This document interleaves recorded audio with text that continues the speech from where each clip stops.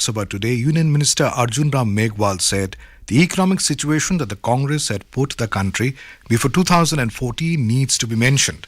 The minister was talking to reporters outside the parliament.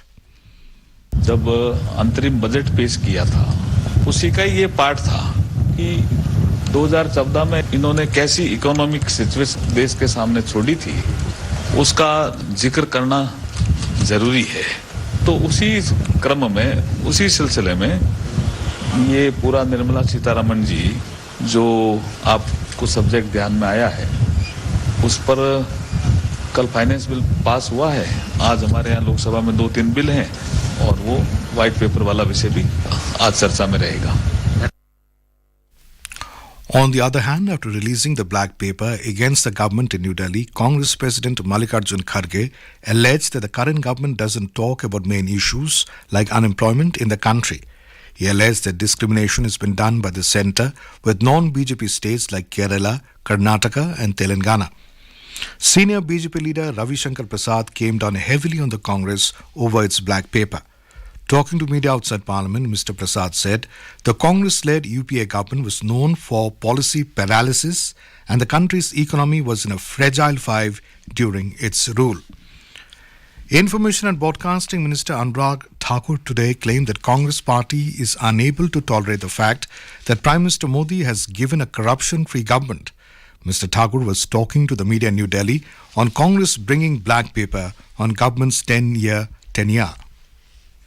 एक लड़खड़ाती चरमराती अर्थव्यवस्था 2014 में जो कांग्रेस छोड़कर गई थी, घोटालों से भरा हुआ अपने 10 साल का कार्यकाल छोड़कर गई, देश की साख को गिराकर गई, वो 10 साल में देख नहीं पाई कि देश मोदी जी के नेतृत्व में कितना मान सम्मान दुनिया भर में पाया। ये भी कि कैसे मोदी जी ने भ्रष्टाचार मुक्त सरकार। अब इन बातों का जवाब तो कांग्रेस के पास है नहीं। मोदी की गारंटी पास हो गई, मोदी की गारंटी की साख बढ़ गई, वहीं कांग्रेस की गारंटियां फेल होती नजर आती हैं हर राज्य में। Filing of nomination has begun for election to 56 seats of the Rajya Sabha in 15 states with the issuance of notification today. Nominations can be filed till the 15th of this month. Polling will be held on the 27th of February. Former Prime Minister Manmohan Singh, BJP National President Jagat Prakash Nadda, Union Ministers Dharmendra Pradhan, Ashwani Vaishnav, Bhupendra Yadav, Parsuttam Rupala, Mansukh Mandavia, Dr. L. Murugan, Rajiv Chandrasekhar, among those who are completing their tenure in April this year. This is Akashvani giving you the news. For quick news updates round the clock, follow us on our Twitter handle at AIR News Alerts.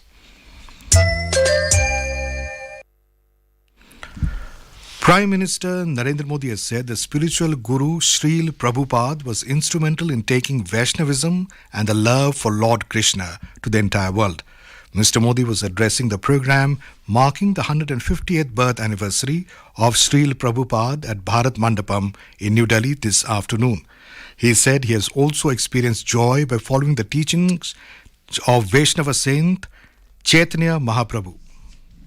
Chaitanya Mahaprabhu ने हमें वो दिखाया कि श्री कृष्ण की लीलाओं को, उनके जीवन को उत्सव के रूप में अपने जीवन में उतारकर कैसे सुखी हुआ जा सकता है, कैसे संकीर्तन, भजन, गीत और नृत्य से आध्यात्म के शीर्ष पर पहुंचा जा सकता है। आज कितने ही साधक ये प्रत्यक्ष अनुभव कर रहे हैं। On the occasion, Mr. Modi released a commemorative stamp and a coin in honor of the spiritual guru Srila Prabhupada. Acharya Srila Prabhupada was the founder of the Gauriya mission, who played a pivotal role in preserving and spreading the fundamental tenets of Vaishnava faith. Home Minister Amit Shah today announced that his ministry has decided to scrap the free movement regime FMR between India and Myanmar to ensure the internal security of the country and to maintain the demographic structure of northeastern states bordering Myanmar. In a social media post, Mr. Shah added that since the Ministry of External Affairs is currently in the process of scrapping it, the Home Ministry had recommended the immediate suspension of the FMR. He emphasized that it is Prime Minister Narendra Modi's resolve to secure the nation's borders. The Reserve Bank of India (RBI) kept repo rate unchanged at 6.5% for the sixth time in a row in its bi-monthly monetary policy announced today. RBI Governor Shaktikanta Das announced the decisions taken during the three-day meeting of the Monetary Policy Committee (MPC). Mr. Das said the six-member panel voted 5:1 majority to keep the repo rate unchanged in its last meeting of the current financial year. The repo rate is the interest rate at which bank draws funds from RBI to overcome short-term liquidity mismatches. The MPC decided to keep the policy repo rate unchanged at 6.5%. The MPC will carefully monitor any signs of generalization of food price pressures which can fritter away the gains in easing of core inflation. Monetary policy must continue to be actively disinflationary to align inflation to the target of 4% on a durable basis. The MPC will remain resolute in this commitment. The RBI has projected the retail inflation based on consumer price index at 5.4% in the current fiscal. Consumer price headline inflation is projected at 5.4% for the current year, that is 23-24. Now, assuming a normal monsoon for the next year, CPI inflation for the next financial year 24-25 is projected at 4.5%.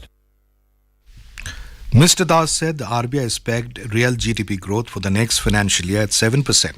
He highlighted that domestic economic activity remains strong and real GDP growth is projected to be 7.3% for the year 2023-24. Governor Das, while announcing additional measures, said that the RBI has proposed to introduce a principle-based framework for authentication of digital payment transactions. SMS-based OTP, that is one-time password, has become very popular. With technological advancements, however, alternative authentication mechanisms have emerged in recent years. Therefore, to facilitate adoption of alternative authentication mechanisms for enhancing the security of digital payments, it is proposed to put in place a principle-based framework for authentication of such transactions. Aircraft manufacturer Airbus has given the biggest export order of aircraft door to be produced in India. Addressing a press conference in New Delhi today, Civil Aviation Minister Jyotiraditya Scindia announced the export order along with Airbus India President Remy Mayard. The export order is given to Indian aircraft and defence manufacturer Dynamic Technology for the doors of Airbus A220 single-aisle aircraft. Mr. Mayard said that the production is already in place and is said to be rolled out early next year. Polling is underway in Pakistan to elect a new parliament amid political and economic turmoil. As many as 44 political parties are vying for a share of the 336 seats in the National Assembly or the lower house of parliament, along with 590 seats of 4 provincial assemblies. There are concerns about the integrity of the vote, which is marred by allegations of pre-poll rigging and the likelihood of a coalition government formation due to deep political divisions. Mobile services have been suspended across the country temporarily amid anticipated unrest surrounding the contentious polls. On to sports, India will face host Bangladesh in the final of the four-nation South Asian Football Federation's SAFF Under-19 Women's Championship in Dhaka this evening. India finished at the second position in the group stage after winning against Bhutan and Nepal. However, it lost to Bangladesh. The hosts reached the final as top finisher by winning all the league matches. The New Delhi World Book Fair 2024 will be held from the 10th to the 18th of February at Pragati Maidan in New Delhi for school children, senior citizens and the differently abled. The fare will be 10 rupees for children and 20 rupees for adults. Mr. Malik said the timings of the fair will be from 11 a.m. to 8 p.m. And now, before we end the bulletin, the headlines once again. Prime Minister Narendra Modi lauds retiring members of Rajya Sabha for their contributions towards strengthening democracy. Government to table white paper in the Lok Sabha today, highlighting economic situation in the country during Congress-led UPA rule. Centre scraps free movement regime between India and Myanmar to ensure internal security of the country. Filing of nomination begins for elections to 56 seats of Rajya Sabha in 15 states with issuance of notification today. RBI retains repo rate at 6.5% for the 6th consecutive time. And in football, India to face Bangladesh in the final of the Four Nations SAFF Under-19 Women's Championships in Dhaka this evening. And with that, we end the midday news.